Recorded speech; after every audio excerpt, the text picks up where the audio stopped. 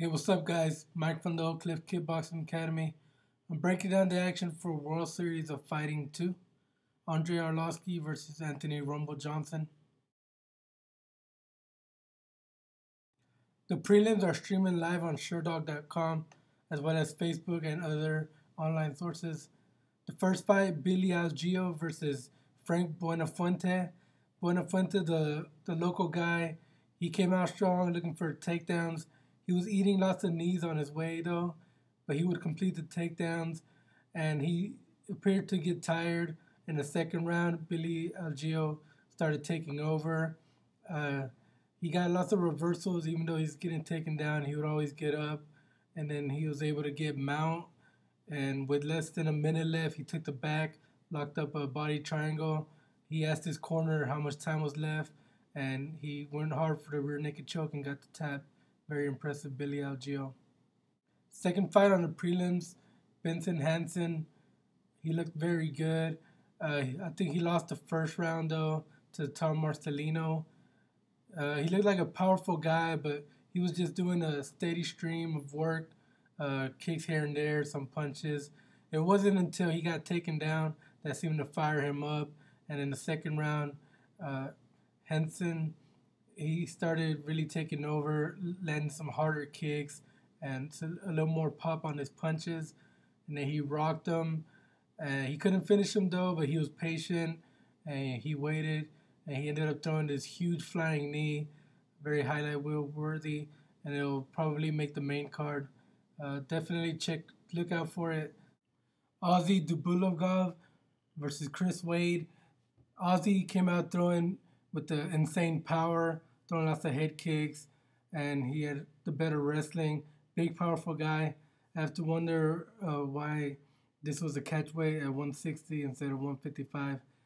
Very big guy, so I'm going to guess it was because of Ozzy, maybe having trouble cutting down. But he started getting tired up towards the end of the first round. Chris Wade, he was getting hit, but he never backed down, to his credit. And the decision goes to Ozzy. Richard Patishnock versus Igor Gracie. Gracie dominated the fight. He got him against the cage. He grabbed the legs and took him down. Had back control for 90% of the fight. Working the rear naked choke. He had a body lock in, the body triangle. But could not get the tap, though. And every once in a while, Richard would get up and just dump him on his head. And the last one, I believe it was the third one, it caused an injury. Looked like a shoulder injury, maybe collarbone. And so Richard picks up the win. Waylon Lowe and Cameron Dollar, both guys UFC veterans, and both guys respecting each other. Nobody ran in there just throwing wild, took their time. And it was Waylon Lowe who landed first. He caught Dollar and he put him away. Alexandre Pimentel versus Rick Glenn was a great fight. Glenn getting better of the stand-up. Pimentel got a takedown, though, and from there he just really controlled everything, lots of submission attempts. He threatened with a triangle and armbar, and at one point he had him in the deep omoplata and rear naked choke at the same time. Glenn was able to last to the end of the round, though.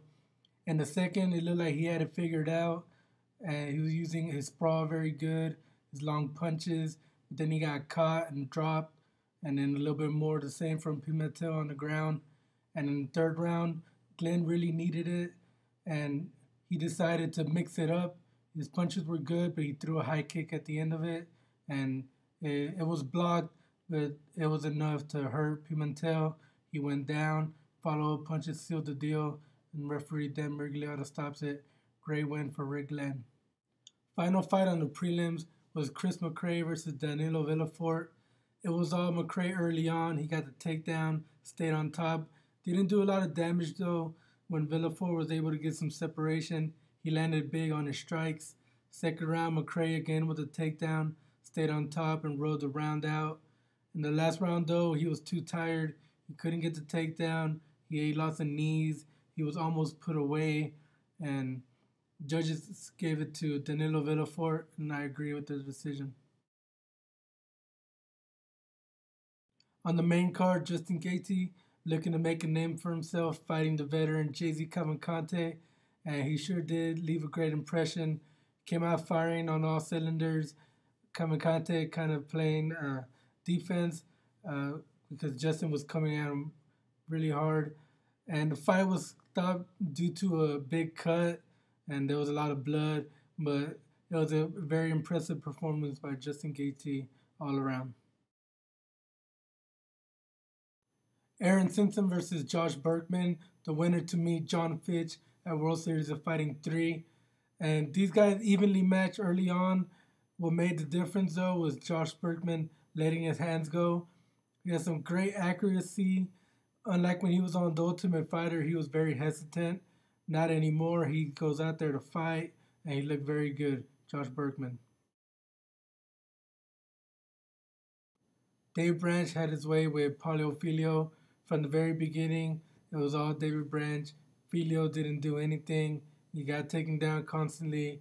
He got beat up on the ground. He really didn't have any submission attempts. This fight was all Dave Branch. In the co-main event, Marlon Moraes versus Tyson Nam. This fight lived up to the hype. Both guys build as great strikers, always exciting. And I'm really impressed by Moraes. He's very technical in his stand-up, shoots things out very fast, very quick guy, and no giveaways. He doesn't jump into his punches or kicks. He doesn't just rush forward throwing crazy. He sets everything up and shoots it out very quick. Very impressive. He got the high kick that landed partially, dropped him down. He finished it over striking. Very nicely done, Marlon Moraes.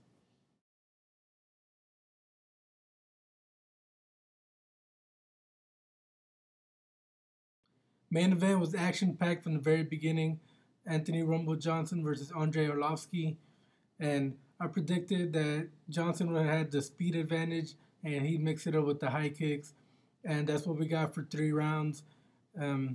I almost ended at the end of the first, but it was the end of the round, so the bell rang, referee stopped it there. But it was all Anthony Rumble Johnson. He had a great performance, and would like to see him stay at heavyweight or light heavyweight, either one. Great fight.